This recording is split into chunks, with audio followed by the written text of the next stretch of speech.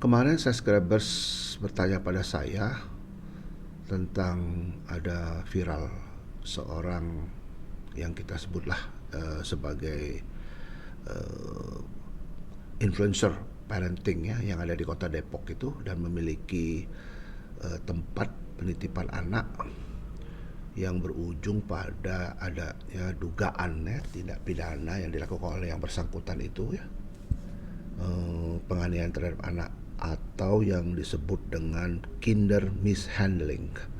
Kinder mishandling ini memang sudah diatur ya di dalam Undang-Undang 35 tahun 2014, terkhusus pasal 80 dan pasal 80.1 dan juga pasal 76. Itu tentang hukuman yang akan diterima oleh si pelaku ini dalam penganiayaan anak ya, berkisar antara 3,5 tahun sampai 5 tahun, cukup lama ya. Nah, kalau kita lihat ini ada fenomena apa ya, seorang influencer parenting yang seyogyanya itu mengerti, memahami, namun kenapa kok ada terjadi penganiayaan seperti ini menjadi hal yang serius menurut saya. Untuk menindak pelaku-pelaku seperti ini harus nantinya yang mulia ataupun hakim itu harus mempertimbangkan banyak aspek ya.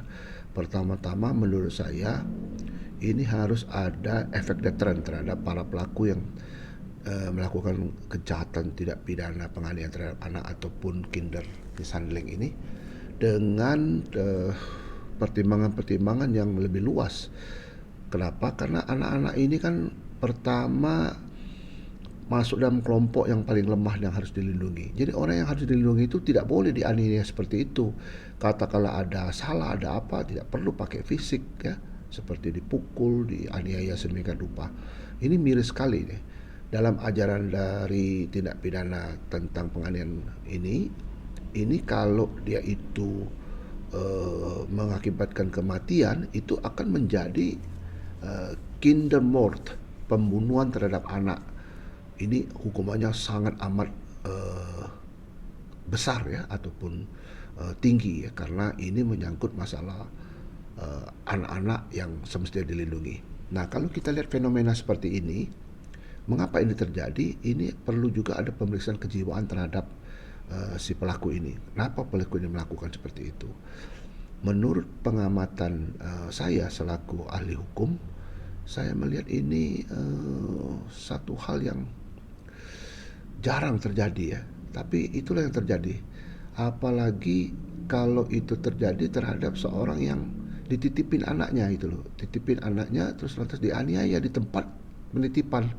Ini harus ada kualifikasi delik ya, adanya delik-delik yang merupakan pemberatan ya.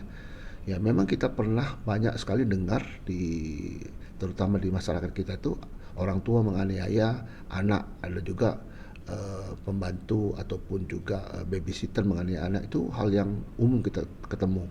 Tapi untuk hal yang seperti ini klasifikasinya beda gitu loh.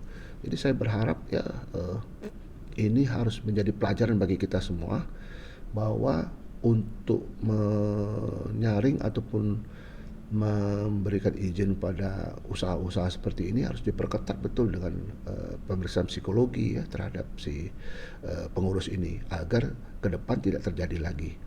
Ini yang bisa saya sampaikan kepada subscribers. Jadi kinder mishandling ini merupakan tindak pidana serius menurut saya, karena ini merupakan tindak pidana yang tidak bisa dimaafkan menurut saya, seperti itu.